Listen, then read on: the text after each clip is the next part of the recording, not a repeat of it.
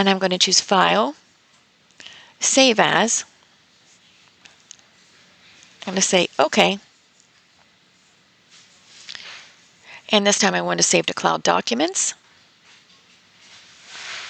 I want to choose My Files. I'm going to choose Lesson 2. I'm going to save. And if I want to check where my files are, I'm just going to go out to a browser and I'm going to type in adobe.com/files. And under your files, this is where my files are located. Here's lesson 02. And here are the 3 files we just worked on. Notice that we have these 3 dots right here.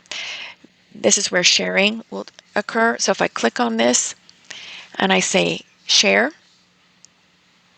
make sure that anyone with the link can comment. Anyone. Not only invited people, not everyone at Southwestern. No, anyone with a link can comment.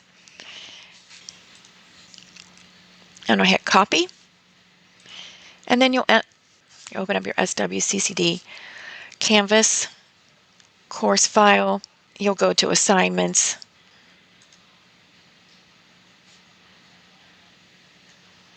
You'll go to the lesson 2. And in here, you'll go ahead and submit